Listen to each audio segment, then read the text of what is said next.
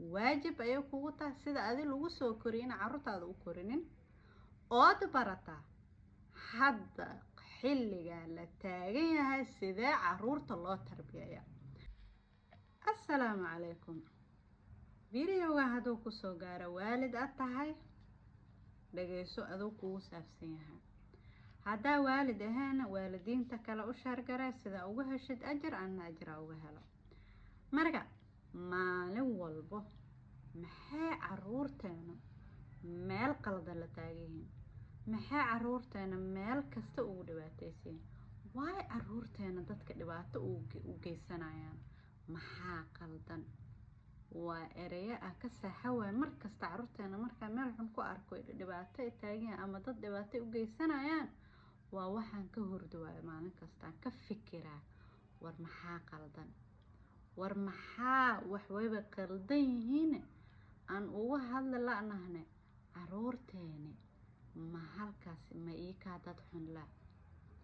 caruurteena dad xun ma aha laakiin dadkeena waaweyn iyo tarbiyada ay wax naga qaldan yihiin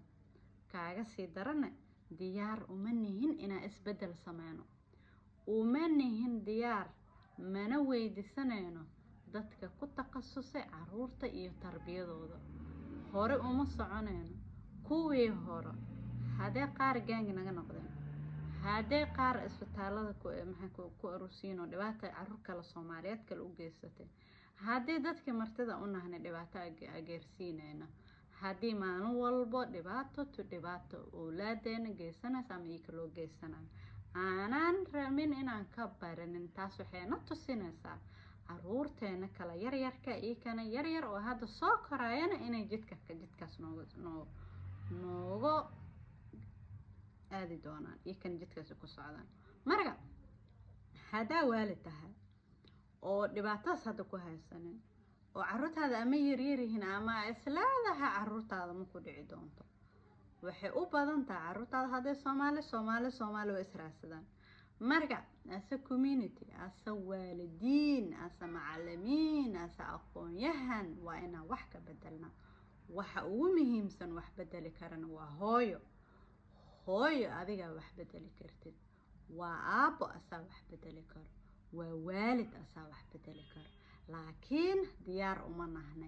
diyaar uma nahnay mase sidaana 8 sano ayaa video duubay 8 sano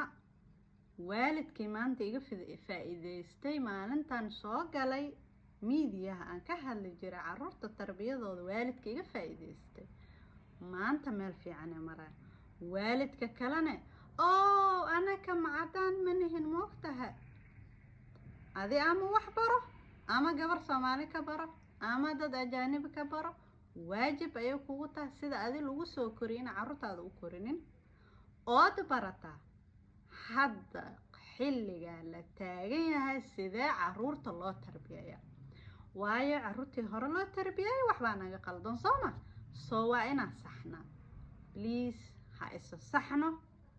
insha Allah ani halkan waxa u joogaa inaan waalidiinta Soomaali caawiyo inta tarankayga markay la soo xiriir insha Allah. Assalamu alaykum.